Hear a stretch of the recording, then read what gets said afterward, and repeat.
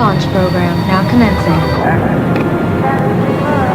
Helium flight pressure.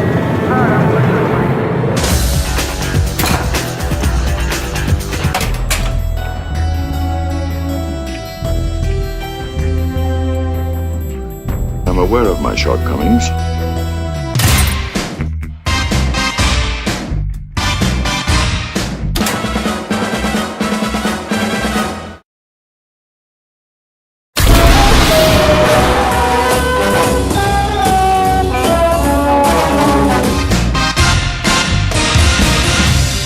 Meeting you with a view to a kill.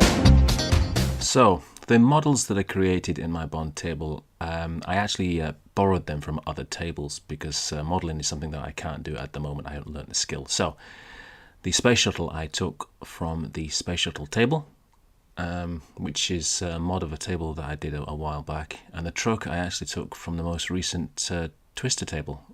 Now, both of the objects are both ornaments on their respective tables. So I have to convert them into toys so I can make them move. Or animate them if you like. So what I do is I bring both models into the Future Pinball model editor and I change the properties. Now you can do this for any object, and what I do here is I just change the name, give it the toy property, and I also make sure that it's non-collidable and the surface texture is rubber, which stops it from reflecting too much light. And I do exactly the same thing for the shuttle here, and this is what the shuttle looks like, just the model itself.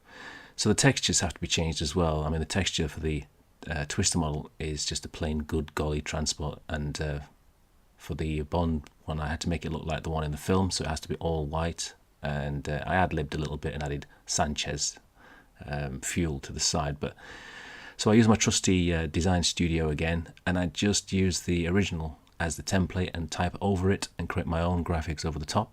So here we have Sanchez fuel, flammable load, and I put 007 on the door as well and change the color of the wheels.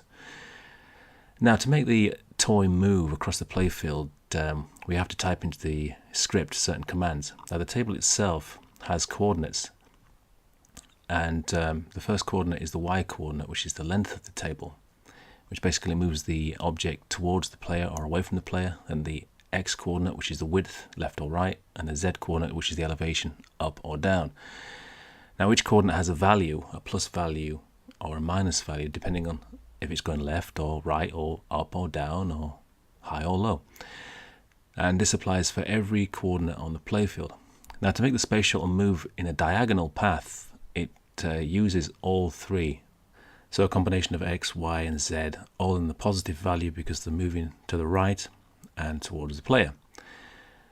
And here is the object as it moves in the game. So you can see it's quite a smooth transition. There's also a ball model as well, which is attached to the underside of the shuttle to give the illusion that the shuttle is actually carrying a ball.